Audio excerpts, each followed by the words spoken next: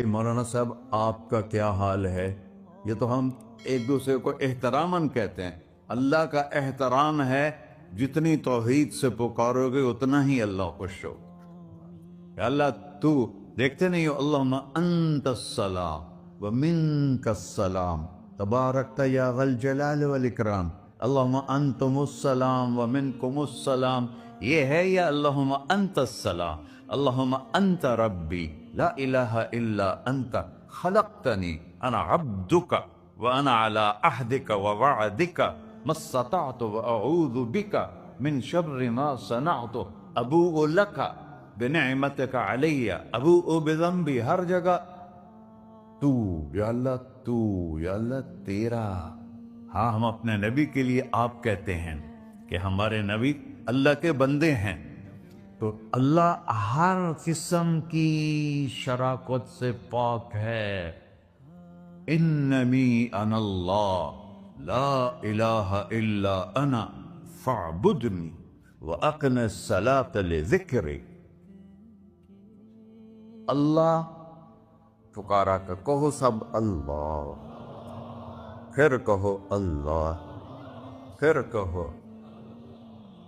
عرش بھی ہل گیا ہے تمہاری پکار، اور فرشتے بھی خوش ہو گئے ہیں، مسجد کے در و دیوار خوش ہو گئے ہیں. اللہ کو دیکھو، ہر ایک کو اپنا نام عزیز ہوتا ہے. اللہ نے اپنا نام اللہ رکھا ہے. ہم نے کہا خدا خدا خدا خدا، اور یہ پٹھان کہتا ہے خدا پاکا خدا پاکا خدا پاکا. یہ ایک یا اور لگا دیتے ہیں.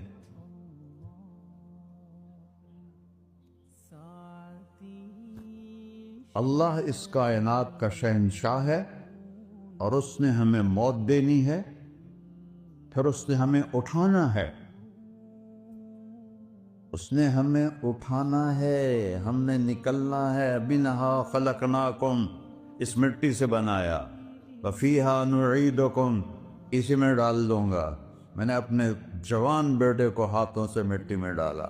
ومنہا نخرجکم تارۃ اخری، پھر دوبارہ تمہیں اس سے زندہ کروں گا. دوبارہ یقولون اَإِنَّا لَمَرْدُودُونَ فِي الْحَافِرَةِ أَإِذَا كُنَّا عِظَامًا نَخِرَةً قَالُوا تِلْكَ إِذًا كَرَّةٌ خَاسِرَةٌ فَإِنَّمَا هِيَ زَجْرَةٌ وَاحِدَةٌ فَإِذَا هُمْ بِالسَّاهِرَةِ. سبحان اللہ. قرآن پڑھا کرو.